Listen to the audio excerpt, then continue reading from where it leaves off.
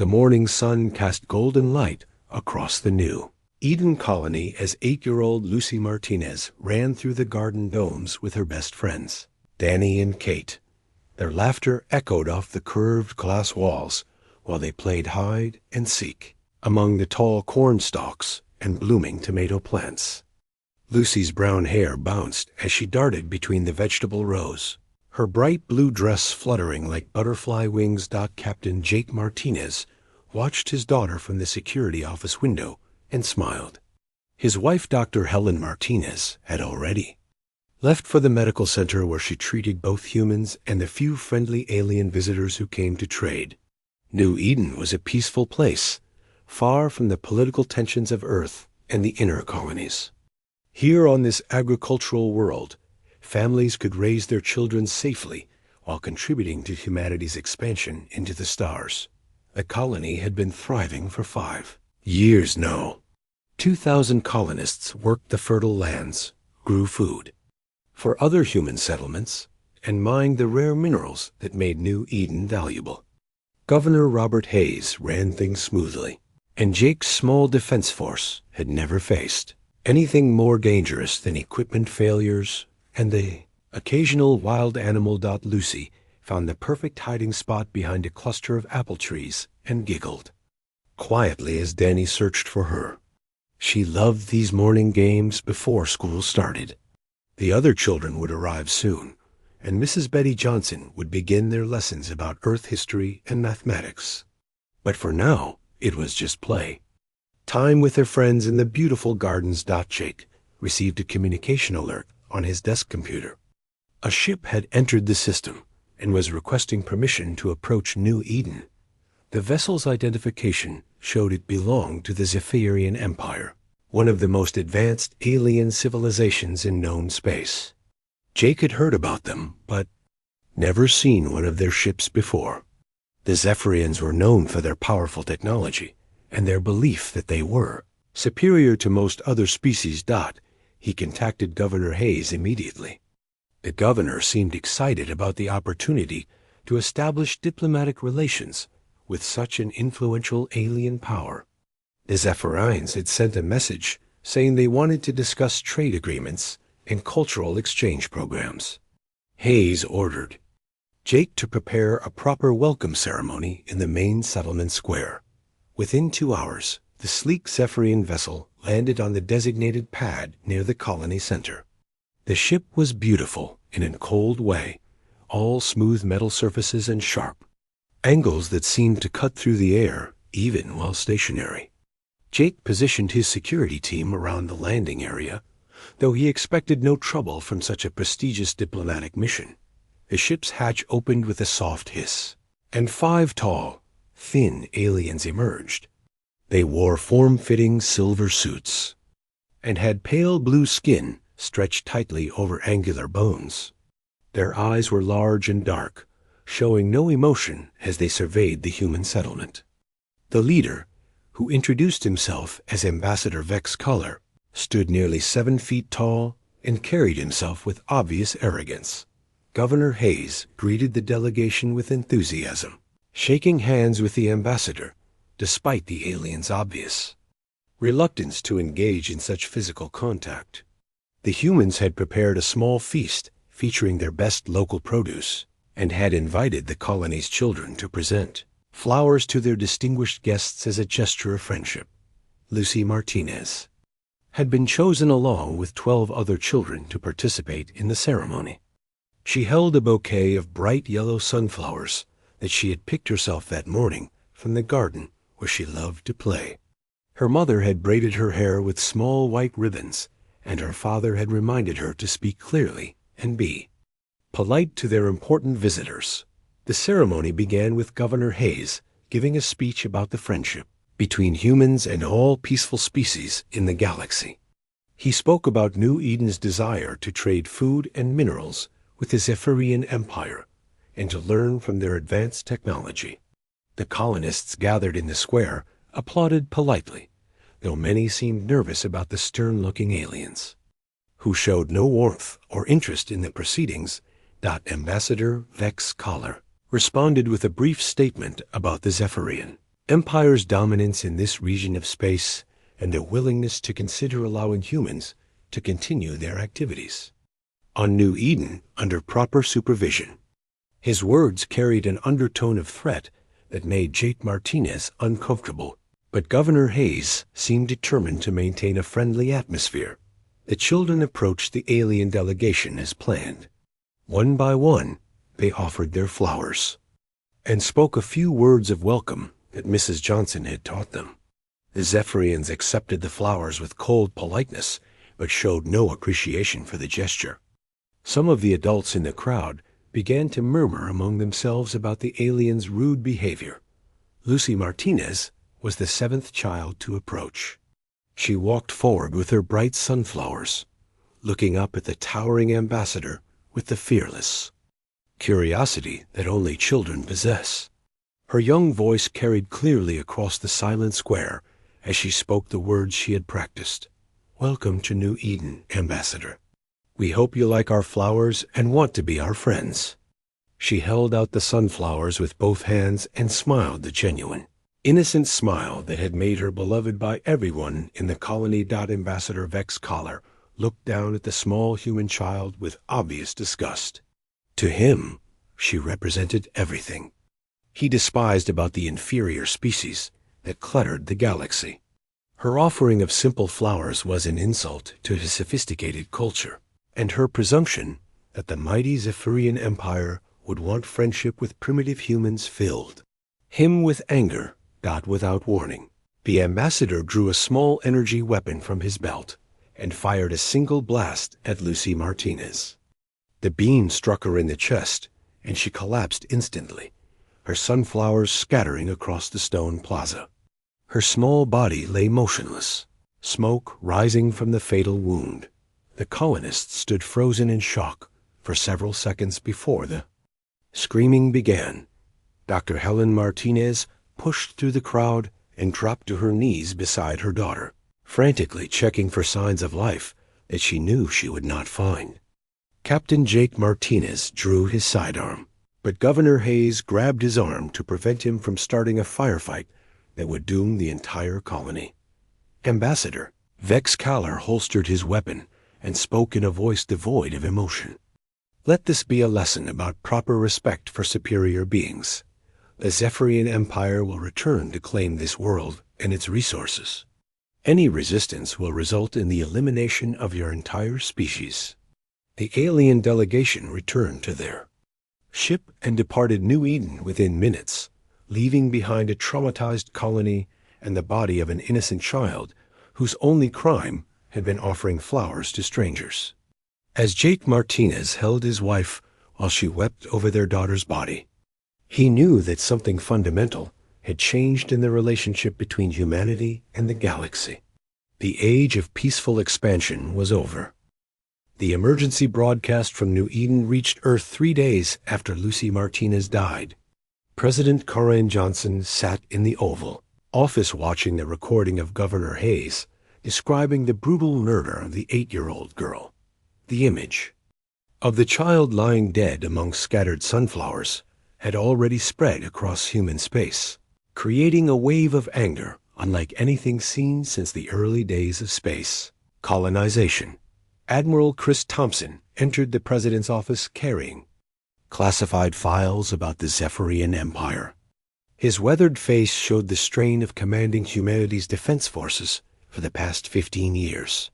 He had always known this day would come when peaceful exploration would end and humanity would face enemies who viewed them as nothing more than insects to be crushed. "Madam President, we have reports coming in from 12 other human colonies about Zephyrian ships appearing in their systems," Thompson said as he placed the files on her desk. "They're not making contact, just observing our defenses and taking detailed scans of our settlements. This wasn't an isolated incident on New Eden." President Johnson opened the first file and studied photographs of Zephyrian military vessels. The aliens had been expanding their empire for centuries, always claiming they brought civilization to primitive worlds. In reality, they conquered species after species, either enslaving them or wiping them out completely if they showed any.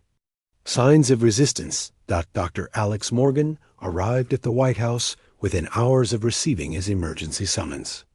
As Earth's leading expert on alien biology and psychology, he had been studying the Zephyrian Empire for years.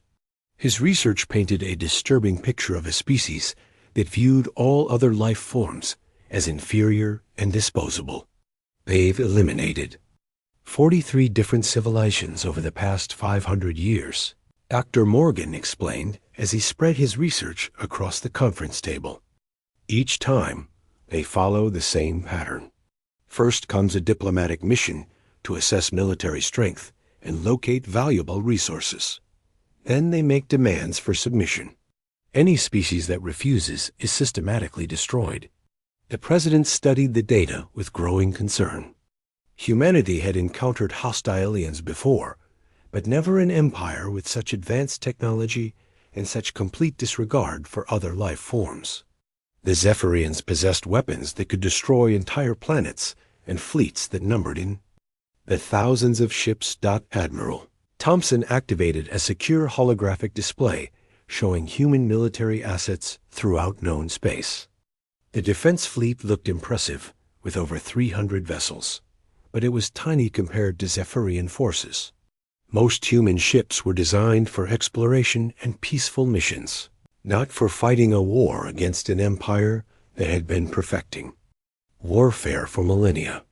"We have one advantage they don't know about," Thompson said, as he highlighted several classified installations on the display. "For the past 20 years, we've been developing weapons and technologies in secret. After first contact with other species, some of us believed this day would eventually come." The classified projects had been funded quietly through black budgets and hidden research programs. Scientists and engineers had worked in underground facilities, creating weapons that pushed the boundaries of human technology. The projects had been controversial among politicians who believed in peaceful coexistence, but now they might be humanity's only hope for survival. Commander Lisa Wright contacted Earth from the frontier exploration vessel U.S. Horizon. Her ship had been monitoring Zephyrian movements near the border of human space, and her reports were deeply troubling. Massive alien fleets were assembling in systems just beyond human territory, clearly preparing for a full-scale invasion. "They have at least 2,000 combat vessels positioned along our borders," Wright reported during the encrypted transmission. "Our sensors are detecting weapon signatures, unlike anything we've ever seen. They're not planning to occupy our worlds. Madam President, they're planning to sterilize them." The news from the horizon confirmed what many military leaders had suspected. The murder of Lucy Martinez hadn't been a diplomatic accident or the action of one rogue ambassador. It had been a deliberate provocation designed to test human response and demonstrate Zephyrian superiority. The aliens wanted to see if humans would fight or simply submit to their authority. Dr. Morgan accessed his classified research about human psychological traits that other species found difficult to understand. Most aliens in the galaxy had evolved past what they considered primitive emotional responses. They made decisions based on logic and efficiency, never allowing feelings like love, anger, or grief to influence their actions. "The Zephyrians don't understand what they've awakened," Morgan explained to the assembled leaders. "They see our emotional attachments as weakness, but those same emotions make us unpredictable and dangerous in ways they can't comprehend. They killed that child expecting us to cower in fear. Instead, they've united every human in the galaxy against them." Reports were flooding in from military bases throughout human space. Soldiers who had been content with peaceful patrol duties were requesting immediate transfer to combat units. Civilian contractors were volunteering to convert their facilities for weapons production. Even colonists on remote agricultural worlds were organizing militias and demanding weapons to defend their families.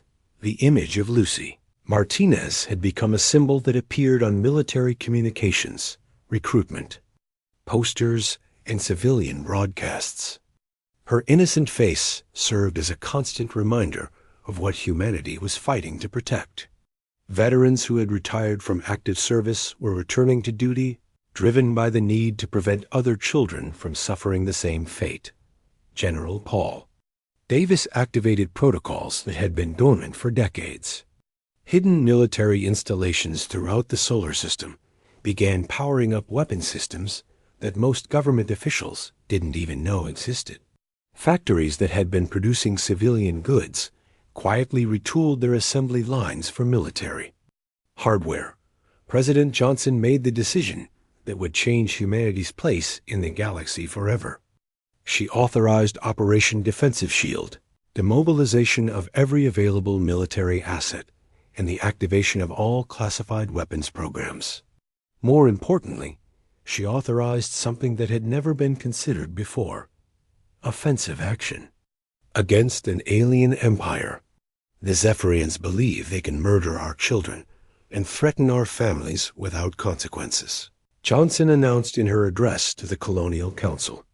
They're about to learn that humanity doesn't forgive the murder of innocents, and we never forget those who threaten our young. The transformation had begun.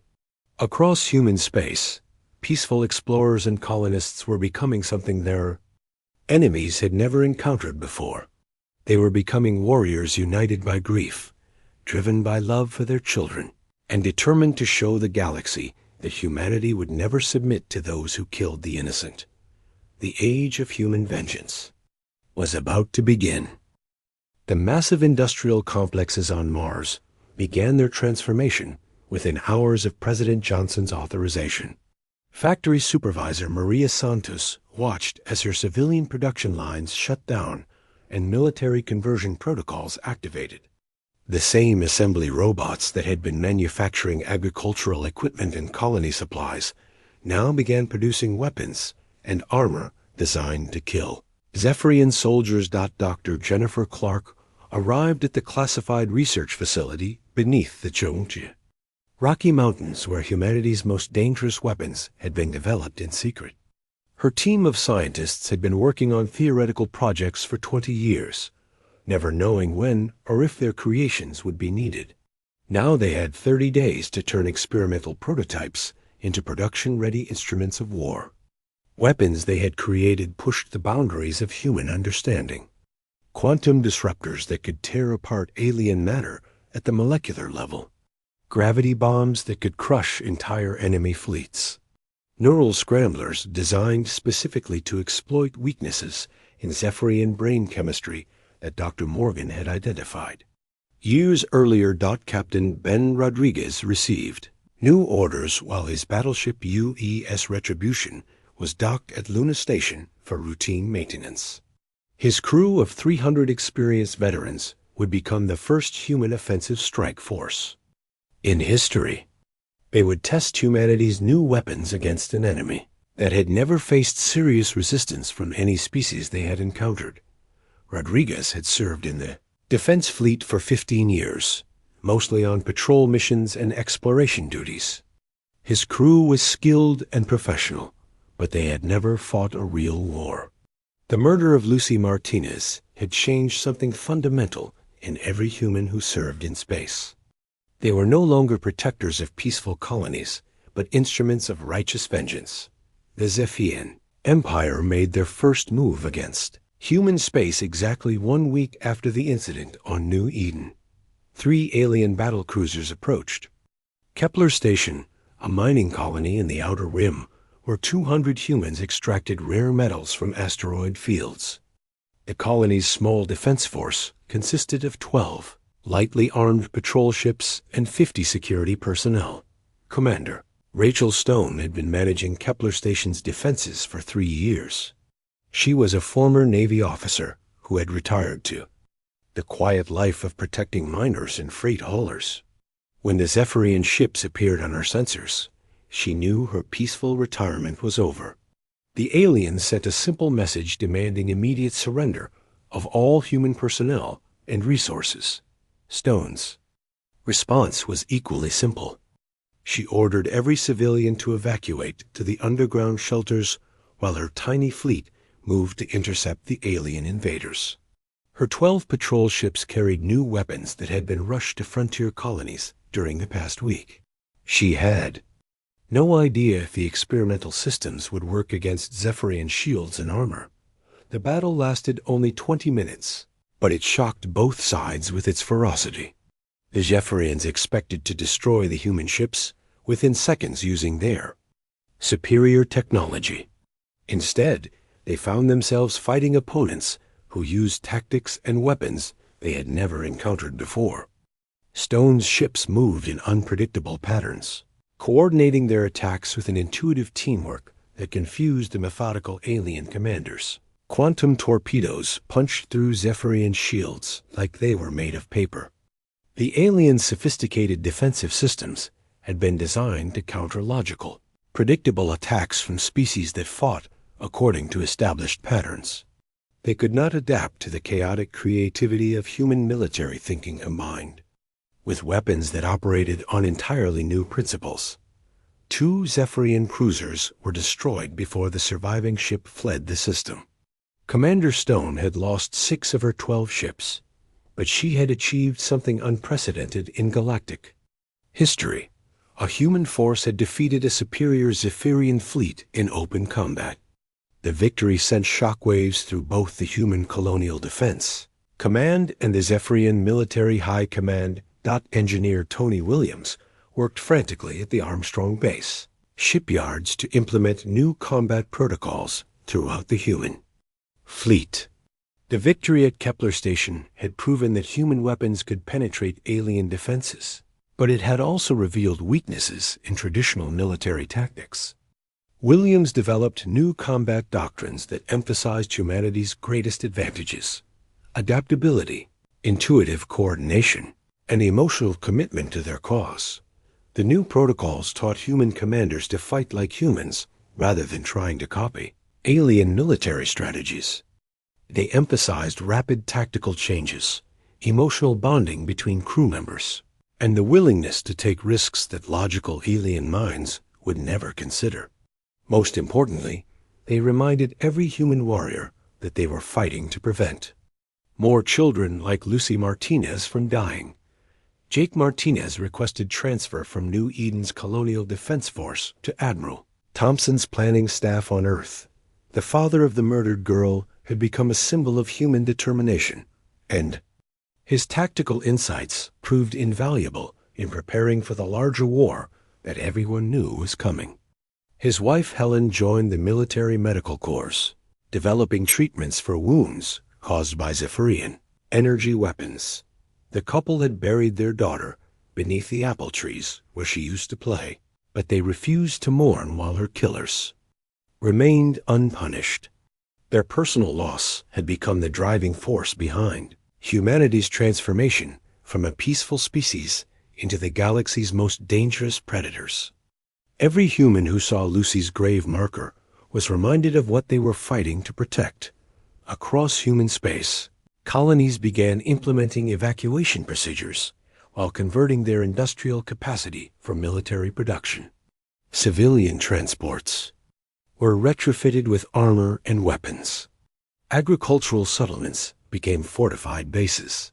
Even schools were converted into training facilities where children learned to recognize alien threats and adults learned to kill efficiently. The Zephyrian Empire responded to their defeat at Kepler Station by mobilizing even larger fleets. Their military commanders could not understand how a species they considered primitive had developed weapons capable of destroying their most advanced warships. Intelligence reports suggested that humans possessed technology that violated known laws of physics. What the aliens did not understand was that human science had always been driven by curiosity and desperation rather than cold logic. When faced with extinction, human researchers had pushed beyond the boundaries of safe experimentation. They had created weapons that other species would never have attempted to build because the risks were too great for rational minds to accept. The transformation was nearly complete. Humanity had spent 1 month changing from peaceful explorers into the galaxy's most efficient killing force. Their weapons were ready, their fleets were mobilized, and their resolve was absolute. The murder of one innocent child had awakened something in the human species that would reshape the balance of power. Throughout known space, the galaxy was about to learn why threatening human children was the most dangerous mistake any alien species could make. Captain Sandra Kim received her orders at 0300 hours, while her stealth squadron prepared for humanity's first major counterattack against the Zephyrian Empire. Her 6 ships had been equipped with the newest cloaking technology and experimental weapons that could strike targets without revealing their position. The mission was simple but dangerous. Destroy 3 Zephyrian forward bases in the Vega system before they could launch their planned invasion of human space. Kim had grown up on a frontier colony where her parents taught her to hunt wild animals for food. Those childhood lessons in patience and precision had made her one of the most skilled pilots in the human fleet. Now she would use those same skills to hunt something far more dangerous than any creature that had ever lived on her homeworld. Stealth ships moved through space like ghosts, their advanced technology making them invisible to Zephyrian sensors. Kim's squadron had trained for months to coordinate their attacks without using communications that could reveal their presence. They relied on subtle light signals and predetermined timing to work together as a single deadly unit. Admiral Thompson launched Operation Righteous Fury exactly 48 hours after Kim's squadron departed for Vega. The massive human fleet that had been assembling in secret for the past month finally revealed itself as ships emerged from hidden bases throughout the solar system. 350 vessels of various sizes formed up in battle formation, each one carrying weapons that had never been tested in large-scale combat. The operation targeted 7 star systems, where Zephyrian forces had established supply bases and staging areas for their invasion of human territory. Thompson's strategy was unprecedented in galactic warfare. Instead of defending human worlds and waiting for the enemy to attack, humanity would strike first at alien territory. No species had ever attempted such an aggressive approach against the Zephyrian Empire. Colonel Mike Stevens led the ground assault forces aboard the troop transport UES Liberator. His 3,000 Marines had been training with new weapons and armor designed specifically for fighting Zephyrian soldiers. The equipment incorporated everything human scientists had learned about alien biology and psychology from Dr. Morgan's research. Stevens had joined the Colonial Marines after watching news reports about the massacre of an entire human settlement by alien raiders 5 years earlier. The murder of Lucy Martinez had reawakened the same anger that had driven him to become a soldier. His Marines shared that anger, and they had spent weeks preparing to face an enemy they considered all humans to be worthless animals. The first targets fell within hours of the operation's launch. Kim's stealth squadron destroyed the Vega bases, using coordinated strikes that eliminated enemy communications before the aliens could send warning signals to their fleet commanders. Human quantum warheads detonated simultaneously at 3 locations, vaporizing Zephyrian installations and the 5,000 alien soldiers stationed there. News of the successful attacks spread throughout human space faster than official military communications. Colonists who had been living in fear of Zephyrian invasion suddenly realized that their military was not just defending human worlds, but actively hunting down the aliens who had threatened their children. Morale soared as people began to believe that humanity could actually win the war. The Zephyrian response was swift and brutal. Their fleet commanders, humiliated by the loss of their forward bases, ordered immediate retaliation against human colonies. 12 alien battle groups moved toward human space with orders to destroy every settlement they encountered. The aliens believed that overwhelming force would crush human resistance and demonstrate the futility of opposing the Zephyrian Empire. Captain Ben Rodriguez engaged the first Zephyrian battle group at the edge of the Centauri system. His battleship UES Retribution had been joined by 15 other human vessels, equipped with the newest experimental weapons. The alien force consisted of 30 ships, each larger and more heavily armed than anything in the human fleet. The battle that followed changed everything both sides thought they knew about space warfare. Rodriguez's ships fought with a coordination and creativity that the Zephyrian commanders could not understand or counter. Human vessels moved in patterns that seemed random, but actually followed complex strategies based on emotional intuition. Rather than mathematical calculations, Zephyrian battle, computers had been programmed to predict enemy movements based on logical, tactical decisions.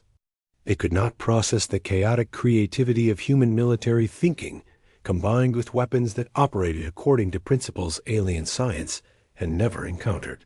Human ships appeared to break the laws of physics as they maneuvered through impossible attack patterns. The results were devastating for the alien fleet. 26 Zephyrian ships were destroyed in the 3-hour battle, while Rodriguez lost only 4 vessels. The surviving alien commanders fled the system in panic, carrying reports that would terrify the Zephyrian military high command. 4. The first time in their empire's history, they had encountered an enemy that was not only their technological equal, but actually superior in combat effectiveness. Colonel Stevens and his Marines landed on the captured Zephyrian base at Proxima, stationed 3 days after the naval battle cleared the system. What they found there would fuel human anger for generations to come. The aliens had been conducting experiments on captured human colonists, treating them like laboratory animals while studying their biology and psychology. The evidence included detailed records of torture sessions designed to test human pain tolerance and psychological breaking points. Video files showed Zephyrian scientists dissecting living human subjects while discussing the best methods for eliminating the entire species.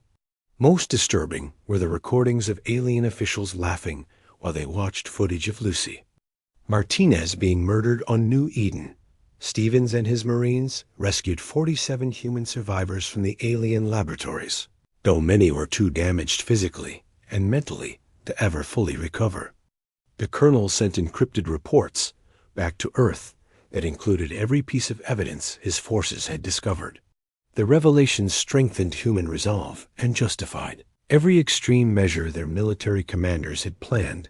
Dr. Morgan's psychological research proved crucial as human forces began exploiting weaknesses in Zephyrian social structure that the aliens themselves did not understand.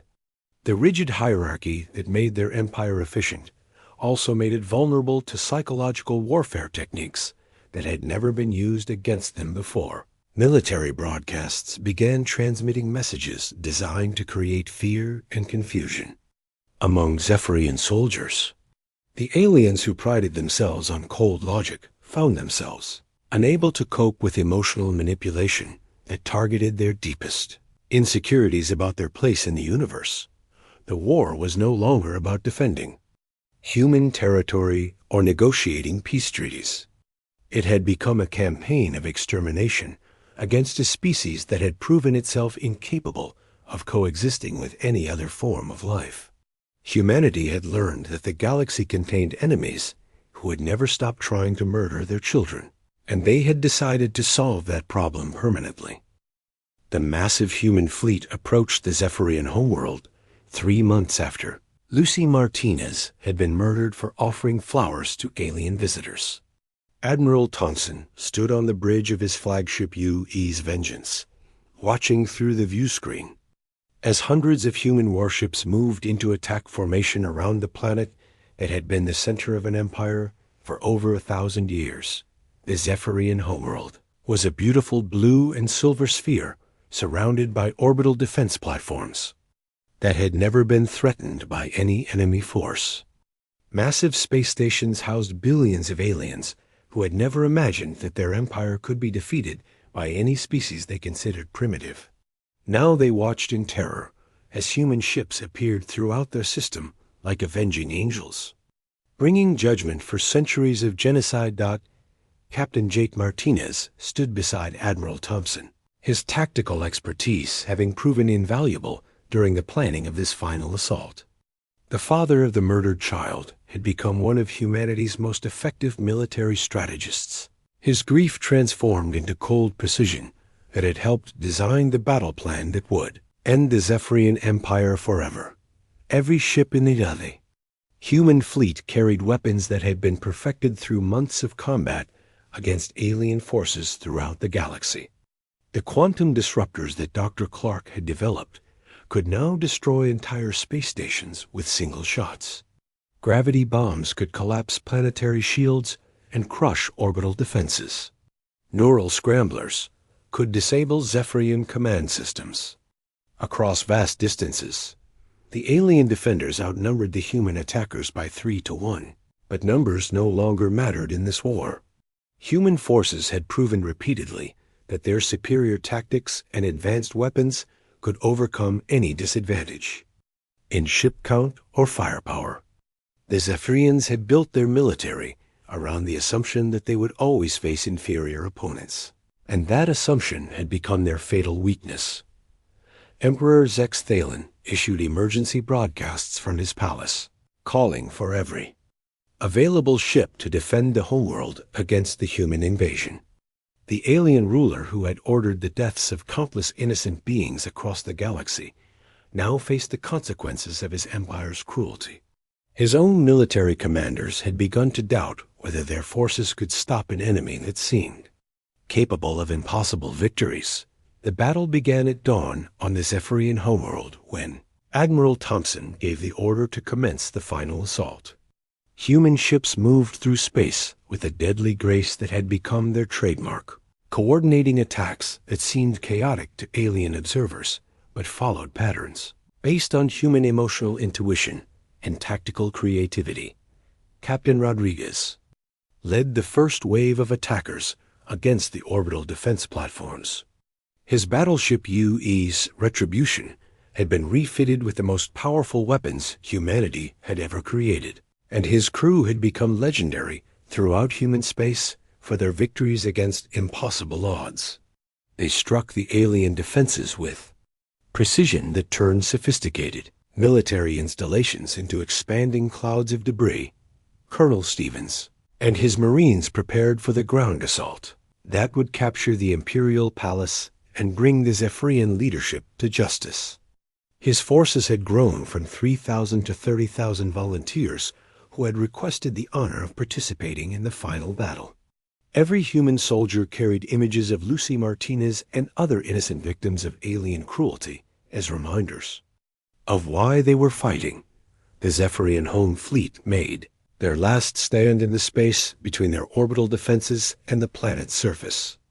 2,000 alien warships formed defensive formations that had protected their homeworld for centuries. But they faced an enemy unlike any their empire had ever encountered. Human ships carved through their ranks like predators hunting prey that had never learned to defend itself properly. Captain Kim's stealth squadron struck at the heart of the alien command structure, destroying communication centers and military headquarters before the defenders even knew they were under attack. Her ships moved through the battle zone, invisible to enemy sensors, eliminating key targets that coordinated Zephyrian resistance efforts. The space battle lasted 6 hours and ended with the complete destruction of the alien home fleet. Human losses were minimal compared to the devastation inflicted on their enemies, proving once again that superior technology meant nothing against opponents who fought with both advanced weapons and absolute determination to protect their families. Imperial palace guards made their final stand in the throne room where Emperor Zex Thalen waited with the surviving members of his government. The aliens who had ruled the galaxy for centuries now cowered behind ceremonial furniture as human. Marines breached their defenses and stormed through corridors that had never been touched by enemy forces. Stevens found Ambassador Vex Collar hiding in a storage chamber beneath the palace, the same alien who had murdered Lucy Martinez in front of her horrified parents.